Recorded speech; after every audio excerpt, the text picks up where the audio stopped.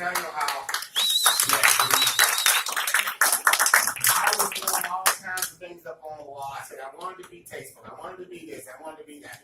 And they said, we got this. We got this. And I never heard from them anymore. They just planned it and made it happen. And so I thank them so much. And they did this too. This is a basket of goodies. I'm going to let you reach your hand for it. Okay. Yeah. Good stuff. All right. Look at this. I could have used this today. Oh, thank you. And there's something else? Oh, yeah, it seems like there's something else here. Okay, thank you. Oh, yeah. Oh, yes. That's it. That's what I'm talking about.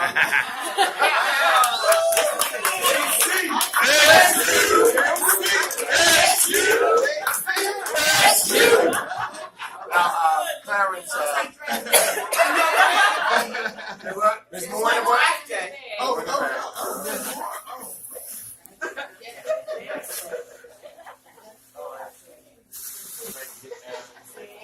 yeah. Okay.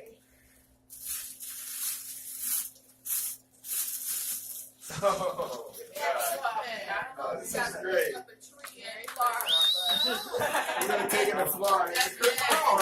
What is it? Christmas ornament? Oh, Thank you. Golden Bull. Thank you so much. now, those of us who were at homecoming, we got to hear a little bit about you, where you came from and everything. And one of our members, one of our senior members, they said, I never heard him speak. Could you tell this group just a little bit about you? Sure, I'd be happy. And we don't want you to really. No, I won't go very long. No, it's not that. I hate to put you on the spot, but some of the folks had heard you speak. Not at all. Not at all. First of all, I want to thank everybody, particularly for coming out tonight and for hanging in there until my wife and I got here. And if I may, can I introduce my wife? Love of my life, Denise McGregor Armbrister. We'll be married. Come on. We will have been married 20 years next August. Wow. We have a blended family of 5 children, 3 grandchildren, one of whom kept me quite busy this afternoon at 3-hour traffic jam. Anyway, enough of that. But anyway, let me just say this, that I couldn't be more pleased to be named 14th President of Johnson C. Smith University. I'm a fairly religious person, and I'm a fatalist in anything. Things happen for the right reason. And the fact that Johnson C. Smith came into our lives, I'm sure it was not an accident. It was probably divine in many respects. And we're very appreciative of that. And because of that, we're something that we're going to very nurture and really guard very, very jealously. We are very, very excited about the opportunity. We were in Charlotte a couple of days last week, kind of getting me ready because, and I won't bore you with all the details of our family lifestyle, but we will not be getting to Charlotte until literally January 1st. So we pre-positioned some stuff, my clothes and the car down there now and things like that. And Denise was very helpful in helping me get settled. So we're really excited about hitting the ground running when we get to Charlotte. But this is an opportunity. And I was just asked as I was sitting at the table, why were you ever interested in being the head of an HBCU?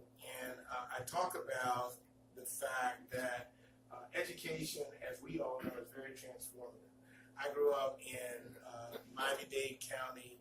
I started first grade 9 years after Brown versus the Board of Education. So I was in first grade in 1963. And those schools weren't desegregated well into my middle school years, probably.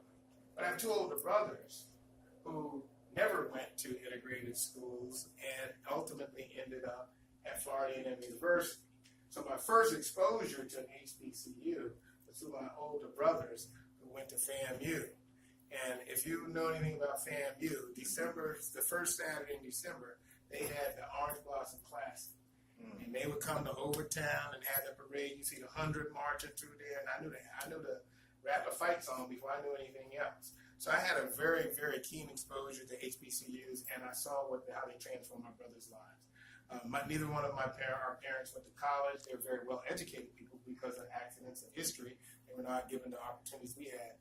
Our brothers had an opportunity to nurture their Florida A&M. They went on to be a career military officer, and they did very, very well. Both retired and living in Florida. So that was my first exposure to HBCUs. Another exposure was when, and I'll tell this very awesome, I will share it with you. When I was in college, I came to Philadelphia to go to the University of Pennsylvania. And I had a great time at the University of Pennsylvania. But many of you may not remember that in 1979, the University of Pennsylvania, the only Ivy League school to get to the Final Four. They got to the Final Four in 1979. But on their way to the Final Four, their first stop was in North Carolina. And they had their first round ranked games in Greensboro. So I came down, I'm a senior, and I'm just kind of hanging out. And they won Friday night, so they weren't going to play again until Sunday. And somebody said, "Oh, there's a party over There's a party. Oh, what they it was over at Central, actually. The Alpha. I'm an Alpha, so that's already been disclosed. So I'm an Alpha. and there's a party over at Central. Well, the first thing that shocked me was that they had their own house. I've been up here 4 years. I pledged Alpha up here. We run around all over the place trying to find meetings. They had their own house. I said, man. And then I had such a good time. I said, man, if I had gone, I would have never graduated. Well, my son followed in my footpath. We just graduated from Central last Saturday, and he took him longer than 4 years. We'll just leave it at that. So he had a very good time. So that was another exposure. To HBCUs. And my oldest daughter went to Spelman. And Denise, who is a graduate of a single-sex school, she went to Wellesley. And our daughter, we were very surprised that she chose Spelman. She literally chose it. It was the greatest thing in the world for her. She was a very good student. She went to Central High School here in Philadelphia. She graduated from Central. She went to Spelman, and that nurturing environment just blew her up. She graduated magna cum laude, Phi Beta Kappa. I know what the power of HBCUs can do.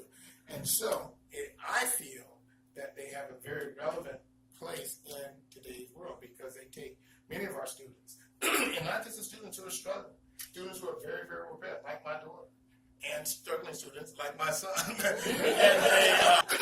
and they have on this continuum of support and encouragement, they can find and make the best out of those students, and that's what we do well. And Johnson C. Smith in particular has a point of access. And there's a story that I'm not going to share all with you now because it may be part of my address when I address the group on the 3rd when I give my address for the opening of the school. But I ran into a young man who said Johnson C. Smith changed his life. A young man that I work with. And I'm going to talk a little bit about that in my address. And he didn't even graduate from Johnson C. Smith, but he said it changed his life in ways that I'm going to talk about later. So the power of HBCUs, the power of a great place like Johnson C. Smith to provide access and opportunity and set people off on their paths. It's just an incredible opportunity, one that I couldn't resist because I know the power of education, how transformative it is. And that's what I want to be. I want to be part of that transformation. And Johnson C. Smith is a great place to do that. So I am pleased. I'm proud to be your president. I'm looking forward to working with each and every one of you in the administration to make sure that Johnson C. Smith continues to excel. And it will. It really will. All right? Absolutely. That's my